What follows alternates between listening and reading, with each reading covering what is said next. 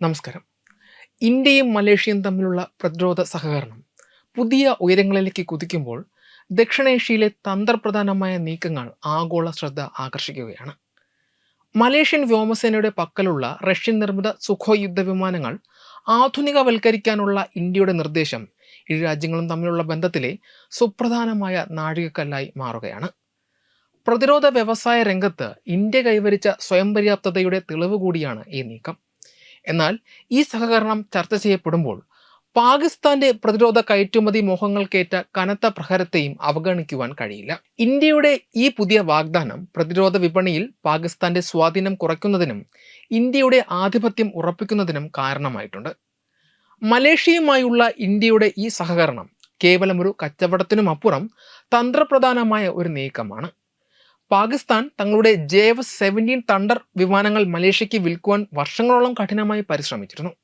ഇസ്ലാമിക രാജ്യങ്ങൾക്കിടയിലുള്ള ഐക്യവും കുറഞ്ഞ ചെലവും ഉയർത്തിക്കാട്ടി മലേഷ്യയെ സ്വാധീനിക്കുവാൻ പാകിസ്ഥാൻ ശ്രമിച്ചുവെങ്കിലും സാങ്കേതികമായ പോരായ്മകളും വിശ്വസനീയത ഇല്ലായ്മയും കാരണം മലേഷ്യ ആ വാഗ്ദാനം നിരസിക്കുകയായിരുന്നു.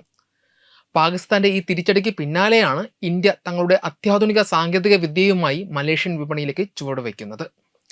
ഇന്ത്യയുടെ നിർദ്ദേശത്തിൽ പ്രധാനമായും ഊന്നൽ നൽകുന്നത് സുഖോയ് വിമാനങ്ങളുടെ മിഡ് ലൈഫ് അപ്ഗ്രേഡിനാണ്. ഇന്ത്യൻ വ്യോമസേനയുടെ സുഖോയ് Su-30 MKI വിമാനങ്ങളുമായുള്ള സാമ്യം മലേഷ്യയ്ക്ക് വലിയ ഗുണകരമാകും. ഇന്ത്യയുടെ തദ്ദേശീയ മിസൈലായ അസ്ത്ര MK-1 ഈ വിമാനങ്ങളിൽ ഘടിപ്പിക്കാനുള്ള സൗകര്യവും ഇന്ത്യ വാഗ്ദാനം ചെയ്യുന്നുണ്ട്. ദീർഘദൂര ലക്ഷ്യങ്ങളെ തകർക്കാൻ ശേഷിയുള്ള ഈ മിസൈൽ മലേഷ്യയുടെ ആകാശ സുരക്ഷയെ കൂടുതൽ കരുത്തുറ്റതാക്കും. റഷ്യയുടെ മേൽ ഏർപ്പെടുത്തിയിട്ടുള്ള അന്താരാഷ്ട്ര ഉപരോധങ്ങൾ കാരണം തങ്ങളുടെ വിമാനങ്ങൾക്ക് ആവശ്യമായ സ്പെയർ പാർട്സുകൾ ലഭിക്കുവാൻ മലേഷ്യ ബുദ്ധിമുട്ടുന്ന സാഹചര്യത്തിൽ ഇന്ത്യയുടെ സഹായം അവർക്ക് വലിയ ആശ്വാസമാണ്. ഹിന്ദുസ്ഥാൻ എയറോനോട്ടിക്സ് ലിമിറ്റഡിന് സുഖോയ് വിമാനങ്ങൾ പരിപാലിക്കുന്നതിനുള്ള ദശാബ്ദങ്ങളായുള്ള പരിചയം ഈ കരാറിന്റെ വിജയസാധ്യത വർദ്ധിപ്പിക്കുന്നു. ഈ കരാർ യാഥാർത്ഥ്യമാകുന്നതോടെ പ്രതിരോധ ഉപകരണങ്ങളുടെ കേവലം ഒരു ഇറക്കുമതി രാജ്യം എന്ന നിലയിൽ നിന്നും ഒരു പ്രമുഖ കയറ്റുമതി രാജ്യം എന്ന നിലയിലേക്ക് ഇന്ത്യ മാറുകയാണ്. പാകിസ്ഥാനെ സംബന്ധിച്ചിടത്തോളം ആസിയാൻ രാജ്യങ്ങൾക്കിടയിൽ ഒരു പ്രധാന വിപണി കണ്ടെത്താനുള്ള അവരുടെ ശ്രമങ്ങൾ ഇന്ത്യയുടെ കരുത്തുറ്റ സാങ്കേതിക വിദ്യയ്ക്ക് മുന്നിൽ പരാജയപ്പെടുന്നത് വലിയൊരു നയതന്ത്ര തിരിച്ചടിയാണ്. ചൈനയുടെ സഹായത്തോടെ നിർമ്മിക്കുന്ന JF-17 വിമാനങ്ങളെക്കാൾ മലേഷ്യ ഇന്ത്യയുടെ സുഖോയ് അപ്ഗ്രേഡ് പാക്കേജിനെ വിശ്വസിക്കുന്നു എന്നത് ഇന്ത്യൻ പ്രതിരോധ മേഖലയുടെ മികവ് വ്യക്തമാക്കുന്നു. തുർക്കിയും തങ്ങളുടെ ഹുർജറ്റ് കാൻ വിമാനങ്ങൾ മലേഷ്യൻ വിപണിയിൽ എത്തിക്കുവാൻ ശ്രമിച്ചിരുന്നുവെങ്കിലും ഇന്ത്യയുടെ ദീർഘകാലത്തെ പ്രവർത്തന പരിചയത്തിന് മുന്നിൽ അവർക്കും അടിപതറി.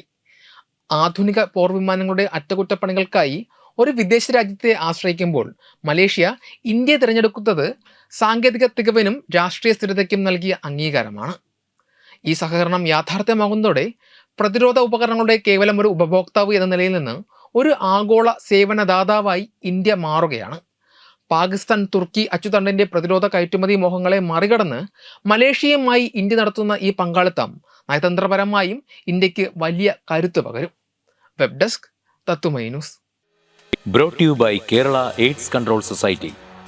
HIV/AIDS സംബന്ധമായ സംശയങ്ങൾക്ക് 1097 എന്ന 24 മണിക്കൂറും പ്രവർത്തിക്കുന്ന ടോൾ ഫ്രീ നമ്പറിലേക്ക് വിളിക്കുക.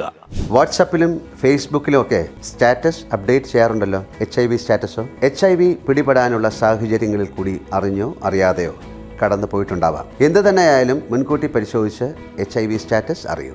സൗജന്യ HIV പരിശോധനയും കൗൺസിലിങ്ങും ആരോഗ്യ കേന്ദ്രങ്ങളിൽ പ്രവർത്തിക്കുന്ന ICTC അഥവാ ജ്യോതിസ് കേന്ദ്രങ്ങളെ സമീപിക്കുക.